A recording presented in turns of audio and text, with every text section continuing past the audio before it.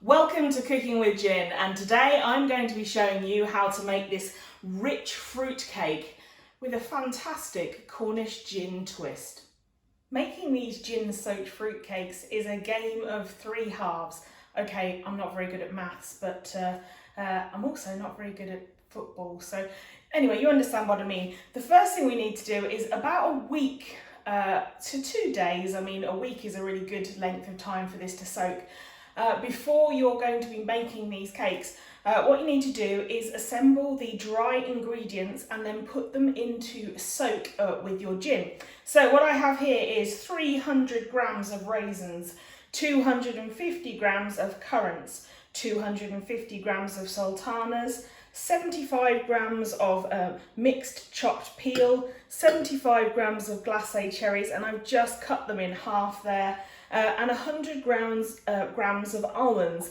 Now I like to keep the almonds whole because when they start to soak in the gin, they start to get a nice soft texture, and when you find one in the fruitcake, it's a really nice little prize. So all of these things are the first part of your making of your cake. All I've done is place all of our dry ingredients in a bowl together, just give it a good mix, and then all we're going to do is put some gin over the fruit to soak it up. Now I'm doing this about a week before I'm making my cakes, but you can do it as long or as short as you like.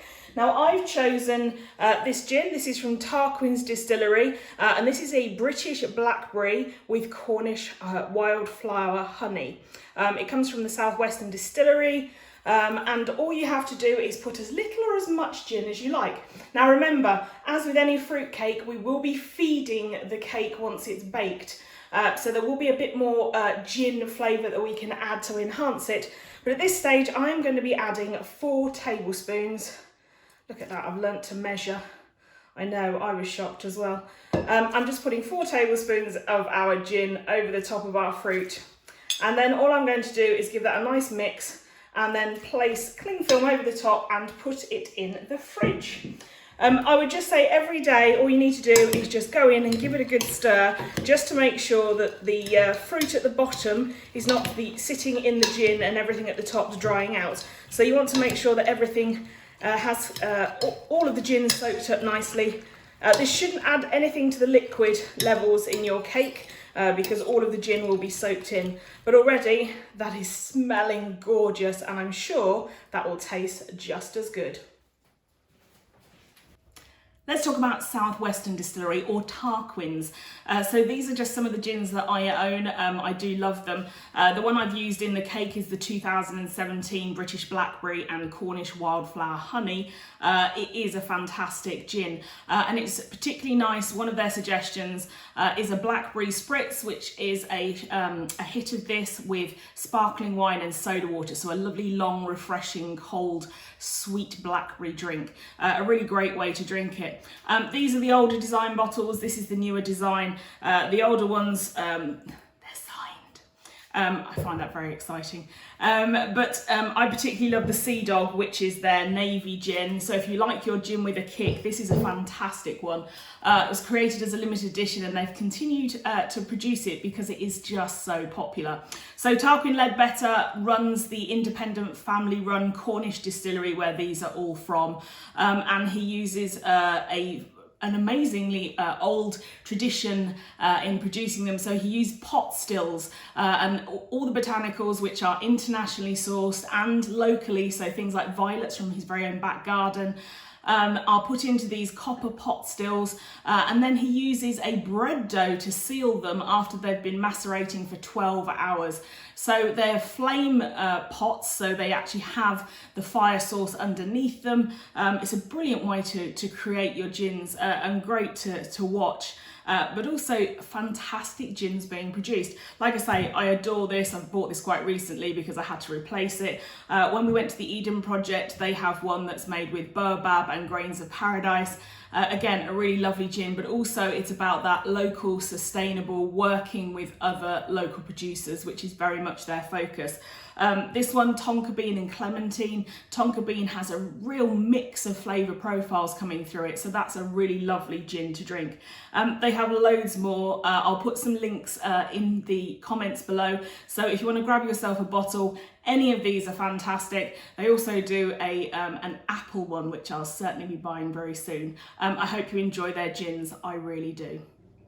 My fruits have been mulling beautifully in my gin, and as you can see there, the sugars are starting to come out, and they are absolutely glorious. The smell is divine. So let's have a look at the other ingredients that we need. It's very simple. 175 grams of self-raising flour, 175 grams of soft dark brown sugar, the zest of half an orange and the zest of half a lime, 175 grams of softened butter, 4 eggs, I've just lightly beaten them there, and then half a teaspoon of freshly grated nutmeg and half a teaspoon of cinnamon.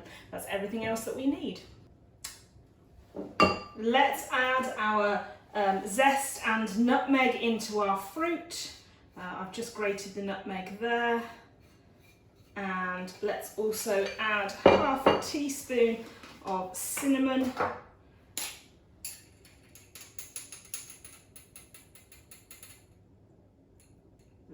Go, that goes in there, and then just give that a stir through, and you're just distributing those flavours throughout there. That's that. Then into our mixing bowl we're going to add our softened butter, our sugar,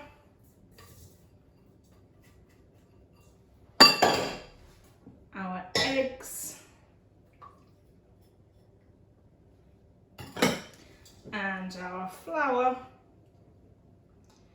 and then we're just going to use a balloon whisk on our mixer and mix that all together. Then I'm just going to add my fruit mixture in, and using a spatula I'm going to turn that through to make sure that's distributed throughout. All of our ingredients have been whisked there very lightly until thoroughly combined. Now it doesn't look like there's going to be enough of this mixture to cover all of this mixture, but I assure you, you will be surprised. So there it goes. That's all of our lovely fruits that have all of the gin over and in them. And then just using a spatula, just turn that through until you coat everything. Now this is a very fruity cake, and this is going to take a long time to cook at a low temperature. So the next thing you're going to do is you're going to take this mixture once it's been thoroughly combined, and you're going to put it into your cake tin. There's all of our cake mixture in our cake tin that I have buttered in advance, and then I'm just going to put our baking paper over the top, and I've just cut a small hole in the top there. And that's just to ensure we protect the cake, because it's going to cook for 4 hours at 140 degrees in the centre of our oven. So this bit of paper will just make sure it's protected. There you have it, our fruitcake has finished and it looks absolutely amazing.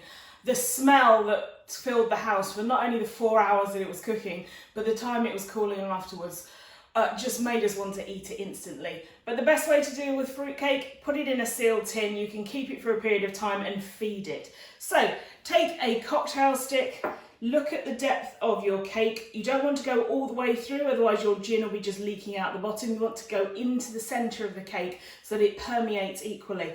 Then just very easily prick all the way around in distances so that you're not overfeeding one particular area. And then we're just going to pour around a tablespoon of gin over the top of our cake every 2 to 3 days, just to give it a little bit of a rise of that gin flavour. Now don't go crazy, don't pour loads of gin over it, otherwise you'll end up with pancake batter and that just won't be good. Now I'm going to be serving this shortly. I'll only get one feed in, but I'm going to up my flavour by serving it with a shot of the gin on the side. And of course, how do I serve my fruitcake? Gave it away there, with cheese. Yep, a slice of fruitcake. a lovely salty cheese to go with it, and a shot of gin will be perfection. I hope you enjoy, and please do have a go at making the cake. Thank you.